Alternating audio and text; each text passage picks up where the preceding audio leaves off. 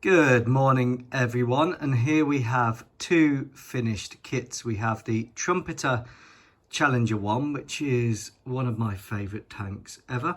This is the up-armoured Mk.3 that went to the Gulf War, Desert Storm 1990 to 1991. Now, I've done it in the markings of 4-0.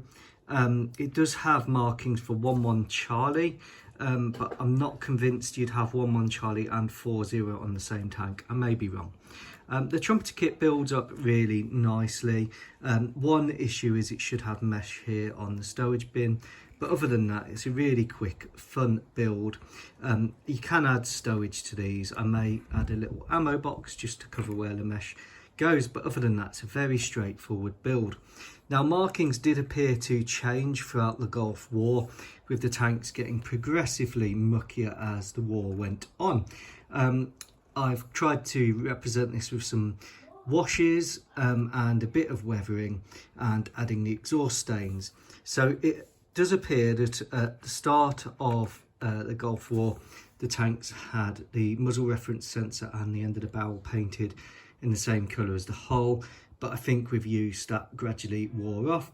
I like the effect of the wash on the British gun barrels, and overall I would give this kit a 8 out of 10. It's just missing that mesh there, and if Trumpeter added some nice stowage to the bins, I think it would have just finished it off. Build wise, no issues with this kit. It's an absolutely lovely build. It's out of the box except for the aerials, which is just plastic hard sprue. And yep, I think it's great. So this is the Chobham armoured Challenger 1, Chobham on the turret. I think this armour on the side is Dorchester 1. Reactive armour blocks, I think, on the front hull, the glasses. I love the Challenger 1. I think it was a super tank, and this one does it credit. Lovely looking thing.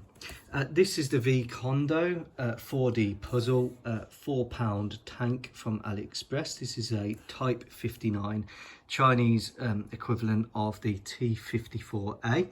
I think there are a few production differences, and it is sort of merged into the T-55 in some ways, but it was the Chinese version. Now, the Iraqis used these en masse, and they got destroyed en masse.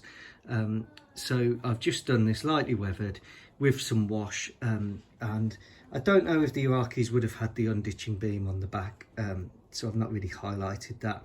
There's not really a lot of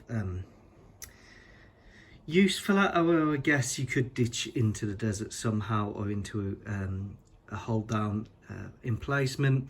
So just a little bit of weathering on this, and I think this is a superb counterpoint to the British Challenger. You can see the size difference.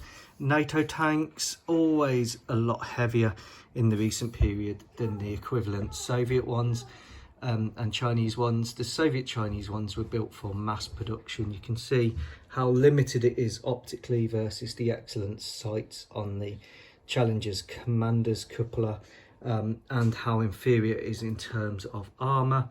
A much lighter tank, steel cast armour on this one, and of course on the Challenger you've got that Chobham at the front, down here, and on the turret.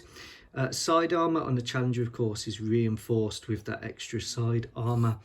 No such protection on the Iraqi tank, or the T-59, 54s, and let's just say, if I was going to face a Challenger or an A10 in one of these, I would leg it too. Take care. Bye.